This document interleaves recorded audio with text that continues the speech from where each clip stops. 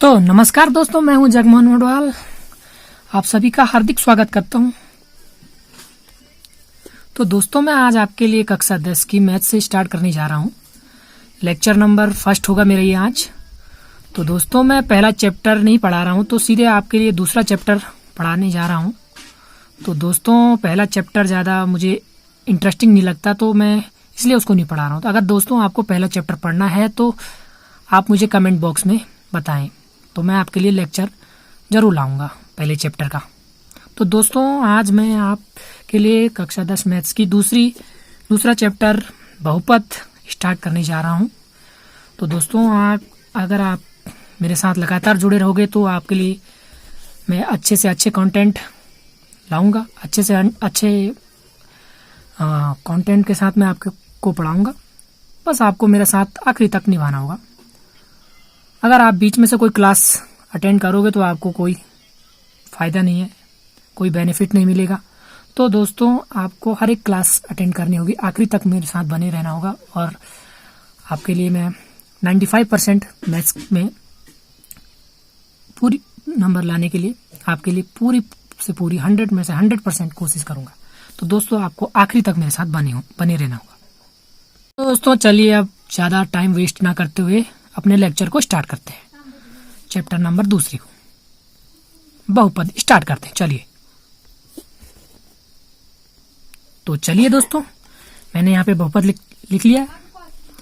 अब चलिए दोस्तों, हम जानते हैं कि बहुपद होता क्या है। सबसे पहले बात आती है कि हम बहुपद चैप्टर जब पढ़ रहे हैं तो बहुपद होता क्या है। बहुपद मैं बता दूं आपको कि बहुपद होता क्या है। मैं बहुपद के बारे में बताऊं तो बहुपद जो होता है, चर और अचरों के संयोग से जो पद बनता है वो बहुपद कहलाता है। अब आपके दिमाग में एक डाउट आ रहा होगा कि चर और अचर होता क्या है। तो मैं बता दूं आपको कि चर और अचर होता क्या है। तो मैं लिख लूं यहाँ पे चर होते क्या है। चर मैं बताऊं, जैसे चर और अचर के मैं बारे में बात करूं तो जैसे चर जो होती हैं, जैसे अंग्रेजी के अल्फाबेट PQ R, ऐसी चीजें ABC ऐसे कह सकते हैं आप, ठीक है। और अचर की बात की जाए तो जैसे 2, 3, 4, 5 ऐसे चीजें, और पाई भी कह सकते हैं, 2/3 भी कह सकते हैं। ये चीज होती है चर, ठीक है दोस्तों। पहली चीज क्लियर हो चुकी है। तो मैंने कहा क्या कि चर और अचर के संयोग से जो चीज बनती है उसे कहते हैं हम बहुपद।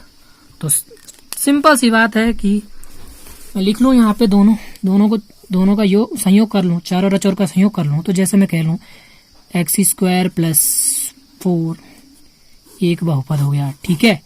या मैं कह दूं 2x + 4 ये भी एक बहुपद हो गया। तो जैसे कि ये दोनों मैंने एग्जाम्पल दिए तो ये एक बहुपद हो गई। सिंपल सी बात है। अब दोस्तों, बात आती है कि आप बहुपद को पहचानोगे कैसे। बहुपद कैसे पहचानोगे? आप सीधे ही बहुपद पहचान नहीं सकते। अगर घात ज्यादा 4 आ गई, 5 आ गई, 100 आ गई, तो आपके दिमाग में एक डाउट होगा कि ये बहुपद होगा या नहीं होगा। तो मैं आपको बता दूं एक चीज, जो बहुपद की जो पावर होती है, जो बहुपद की जो पावर होती है ना, जो बहुपद की जो पावर होती है वो एक पूर्ण संख्या होनी चाहिए। पूर्ण संख्या होनी चाहिए।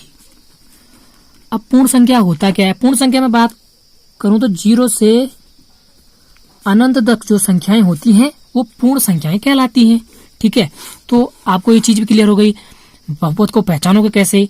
तो पावर जो होती है ना उसकी, बहुपद की पूर्ण संख्या होनी चाहिए, ठीक है। 1, 2, 3, 4 या 0 भी कह सकते हैं।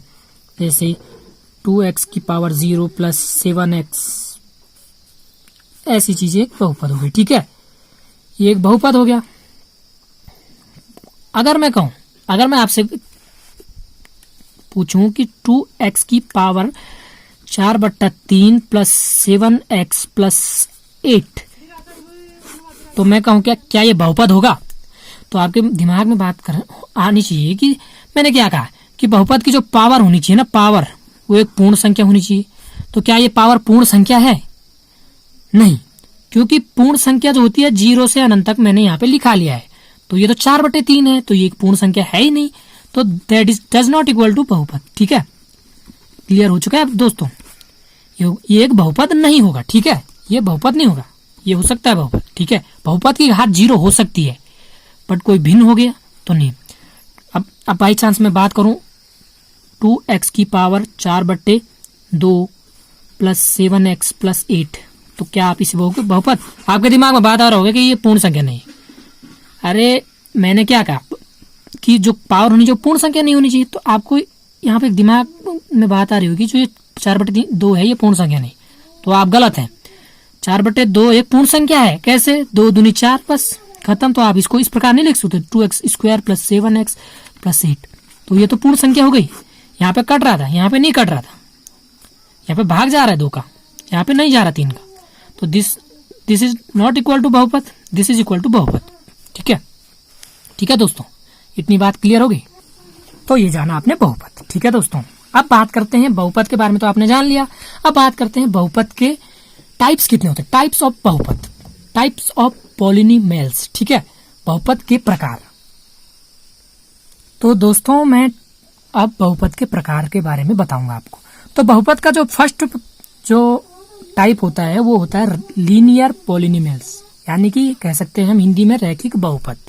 ठीक है, आपको इंग्लिश के वर्ड देखकर घबराना नहीं है। ठीक है, तो रैखिक बहुपद के बारे में जानेंगे। पहला बहुपद का पहला प्रकार, तो रैखिक बहुपद होता क्या है? मैं सीधे सिंपल वे में आपको समझाना चाहूं तो रैखिक बहुपद जो होता है उसकी जो अधिकतम पावर होनी चाहिए ना चर की, चर किसे कहते हैं? मैंने चर अभी बताया आपको, ये ऐसी चीज ये होती है चर। तो वही मैं बात यहाँ पे कह रहा हूँ कि जो रैखिक बहुपद होता क्या है, जो चर की जो मैक्सिमम पावर होती है ना, जो चर की मैक्सिमम घात होती है वो 1 होनी चाहिए। ठीक है, तो दोस्तों मैंने बता दिया आपको कि चर की जो मैक्सिमम पावर यानी कि मैक्सिमम मतलब अधिकतम घात 1 होनी चाहिए। रैखिक बहुपद आपके लिए खत्म। तो मैं आपको एग्जांपल दूं तो कैसा एग्जांपल हो सकता है इसका, लीनियर पॉलिनोमियल्स का। ठीक है, तो एग्जांपल मैं कहूं अधिकतम पावर चर की कितनी? 1, तो सिंपल सी बात है x + 4 that is equal to linear polynomials, रैखिक बहुपद। या आप कह सकते हैं 2x + 7, ये भी एक रैखिक बहुपद है। ठीक है, तो आपको रैखिक बहुपद क्लियर हो गया, रैखिक बहुपद क्लियर हो गया। देखा पावर कितनी है? 1, कुछ नहीं है तो हम मानते हैं 1। तो सिंपल से वे में समझाऊं कि चर की अधिकतम पावर 1 होनी चाहिए, रैखिक बहुपद इज फिनिश।